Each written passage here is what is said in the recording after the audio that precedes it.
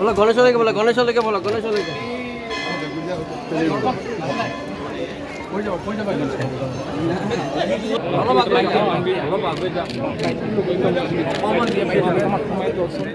गौतम गभीर डांगरिया आज रातिपुवाई मा कामाख्या मन्दिरत उपस्थित হৈছিলে আৰু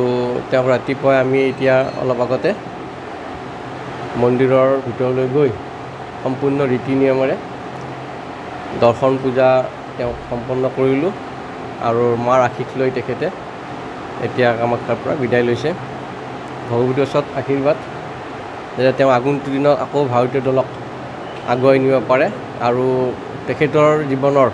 যিটো আমাৰ ক্ৰিকেটৰ যিটো জীৱনৰ যাতে ভাৰতীয় দলক সুনাম অৰ্জন কৰিব পাৰে সেয়া ভগৱতীৰ ওচৰত আশীৰ্বাদ জনাইছে তেওঁ কিবা কৈছে নেকি বিশেষ একো নাই তেওঁ ৰাতিপুৱাই মা দৰ্শনৰ কাৰণে আহিছিলে সেইকাৰণে তেওঁ ৰাতিপুৱা যিখিনি আমাৰ ৰীতি নিয়ম দৰ্শন কৰি সমাপ্ত কৰাৰ পিছত তেওঁ ইয়াৰ পৰা বিদায় লৈছে কিমান সময়ত তেওঁ মন্দিৰ 10-15 মিনিটমান আগতে এতিয়াৰ পৰা 10-15 মিনিট আগতে গৰ্ভগৃহত সোমালে গৰ্ভগৃহত আমাৰ যিটো ৰীতি নিয়ম আছে ৰীতি নিয়ম সম্পন্ন কৰি পূজা সমাপন কৰিলে আৰু পৰিক্ৰমা কৰি তেওঁ ইয়াৰ পৰা বিদায় লৈছে আপুনি বিচৰা বাতৰি পাব কেৱল নিউজ 18 এপত নিউজ 18 এপ ডাউনলোড কৰিবলৈ স্ক্যান কৰক এই QR কোড গুগল প্লে ষ্টৰতো পাব এই নিউজ 18 এপ